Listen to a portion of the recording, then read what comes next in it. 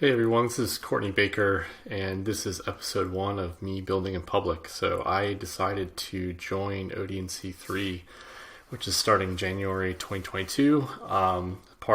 Big part of participating in that program is focused on building in public. And so, given that we have a couple weeks before that program starts, it's mid-November right now, I thought we would, do some coordination between all the people in the cohort. And so I've already talked with several people online, gotten their name, email address, kind of location, some details about their background. So I thought it'd be a really good idea to kind of do some outreach and pull together all that information into a dashboard so that everybody else could see, what everyone's interested in or what they're good at. So I'm just going to walk through two kind of automated workflows, one on the information capture side, outreach and getting information from each person in the fellowship that I've reached out to, and then automating those responses into a dashboard with very little styling. So I'm just going to walk through. I've done this quite a bit in the past, but this is just kind of like a speed build that I did, and I just kind of wanted to walk through what I did and how I did it. And then I'm also going to do another follow-up video about how I pulled together the resources for posting this online. So to get started, the goal here was just to kind of quickly gather information. It's not perfect. There's a couple things that I would do over again, but I wanted to put some emphasis on data collection using Tally, which is one of my favorite form collectors or form softwares, using some simple things like Gmail to send that out, and then Airtable and Notion as two different kind of data storages. Airtable because it's very easy, Notion because there's a little bit more design to it. So there's a lot that we could do to present this information in different ways using both of those. And then on the automation side, I use both Zapier and Integromat. The reason is this is much easier handled in Zapier, but there were some things in Integromat that I wanted to test out. So Tally has a webhook trigger in Integromat that I had not used before, so I wanted to go through that process and make sure that I knew how to set that up correctly and map all the data correctly. So just to jump in it, workflow 1 is very simply, I pre-populated some of the information into Airtable, name, email address, location, time zone, and then I use the base form in Tally to concatenate a formula that passed those variables through as parameters in the link. And then I use that information through Zapier to create an email with that link for the people that I had email addresses for. And I use SendGrid to create an HTML template for that, and I'll show that briefly. But it's a really easy way to export the HTML code with CSS in line, dump it into Zapier as an HTML email that goes to Gmail. And the reason I did that is that when you pass through parameters in a link, it can get really long and kind of scary. And so what I did was I created a button within the email that people could click to open up the form. And the other reason I passed through parameters in the email for the people I had information for is I feel like people, when you ask them to enter in the same information over and over again, they get a little bit upset. And so not that was the case here, but as a best practice in forms and kind of user experience, if you have that information, through sales funnels or through lead generation, things like that, personalize it, make it a little bit easier for people to fill out that information. And one of the amazing things in Tally is you can capture hidden fields and use that information in the form as a default value. Meaning if you have someone's name in a hidden field, you can pass that into an input for their name, and they can just look at it and say, oh, actually, I want to be called this, and they can change it, but their answer is already there. So we'll get into that a little bit. The second one is when these responses are captured from Tally, getting that information back into the data sources. So as I mentioned, Tally has an instant trigger, which is a webhook module in Integromat. So instead of having to schedule or wait for a response to be recognized on whatever basis you time it in Integromat, and in Zapier, depending on what plan you have, it could be 2 minutes, it could be 15 minutes.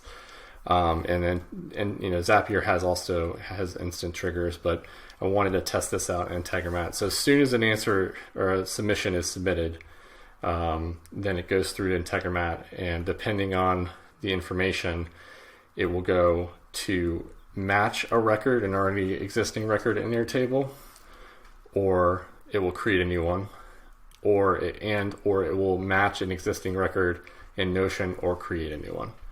So those are the two flows that I'm looking to set up, and we can jump into that real quick right here. So as I mentioned, Airtable is just kind of my go-to. I try to do this in Notion. Notion gave me a little bit of trouble with the integrations. I think it's fairly new, that their integrations with Zapier and Integromat. So I just jump back in here, and you can see some of this test data. John Smith, john@email.com, the location, the time zone, and this is this Tally base form. So this is the form that Tally is going to give us the location of, and I'll show you real quick. Essentially, you're going to concatenate, that just means add these pieces of information in each of these fields into the hidden fields in your form. So some of these are blank in here, so if you pass a blank parameter, it doesn't do anything. Some of these are encoded URL components. So there's a component or a formula component in Airtable called encode URL component. You have to do this for data that you're passing through that has special characters or spaces. So a space, when you're putting it into a URL, is %20. And so there's some special characters in the time zone. There's some special characters in the email, and then also the location. So the location has like a comma or a space. So in order for that URL to stay intact when it gets clicked, you need to encode these things. Not everything needs to be encoded, but a lot of things do. So you concatenate the base URL to the parameters you want to pass through, and you get something like this. So this is the form. We got some kind of pre-loaded information here. This is kind of an opt-out, so if people didn't want to participate but they wanted to let us know or let me know, they could do that. But let's just say they do want to participate in this, and you can see here that this John Smith, his name, email address, location, and time zone are all pre-populated into this form. Now if you wanted to change this, you could, and so this is just, I think, a little bit easier way for people to kind of get through some of these longer forms. I do it a lot to make it more personal. To show you kind of what the setup looks like. This is the form builder in Tally, and here are all the hidden fields. So whatever you name these has to match with the formula of your parameters in creating that. So full name, email. This NID was a Notion ID. This AID is Airtable ID. So those are the unique values of the database for that record. And then this TZ is just time zone. So that's kind of how I set the form up. To jump forward a little bit, once I had that link for this record, I went ahead and created a HTML template in SendGrid. So SendGrid, Twilio bought them a while ago. I still think they have a free plan, so I think you can send 100 emails a month. I don't actually use the email sending capability in here, but they do have this HTML CSS designer where you can create templates for free.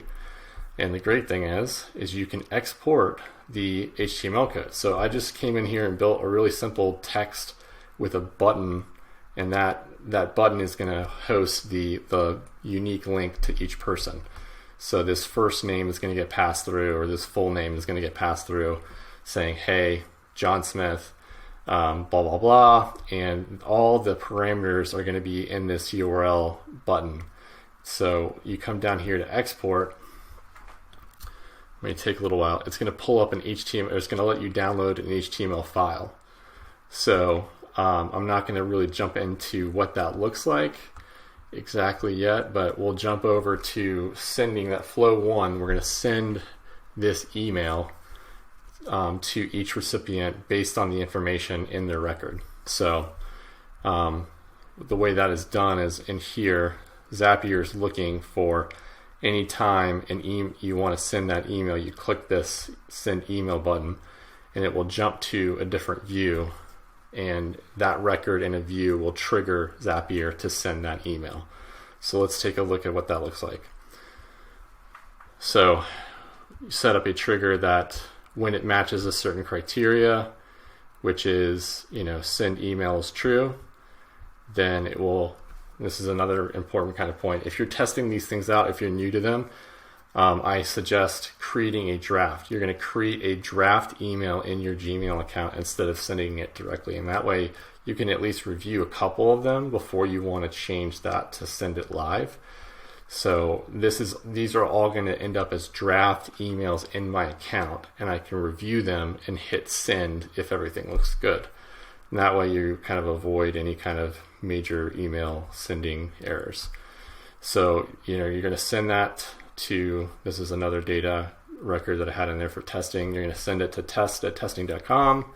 You're going to have your from name, your subject, and this body type for Gmail is going to be HTML.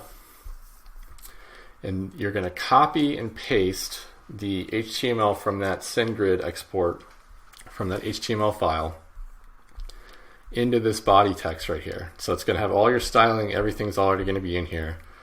And the big thing that you're going to do is where that button is, you're going to find the code for that button, and you're going to map the Airtable record for that tally URL right here. It's going to have all your parameters in here. And that's the only thing I really have set in here. I think there was a full name in here as well that we mapped in here, but changing out this hrefs in the HTML with that button URL is going to get you that custom button.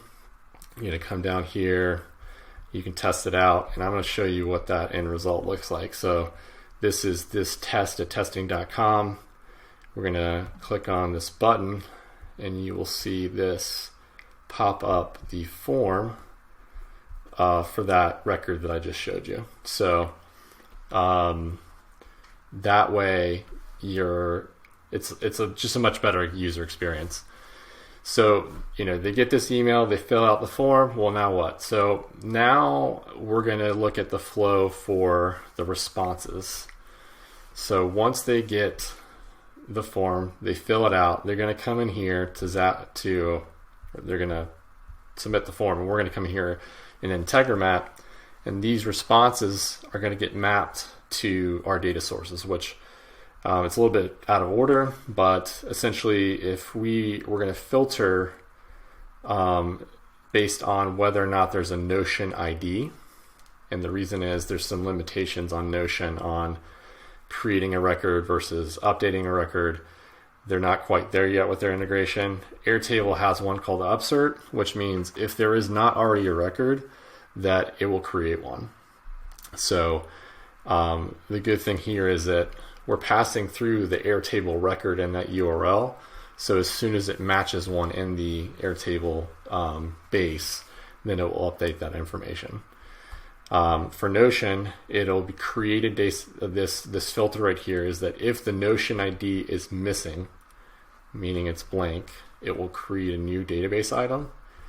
And if the Notion ID is not blank, it will use that Notion ID, it will find that record and then update that database item.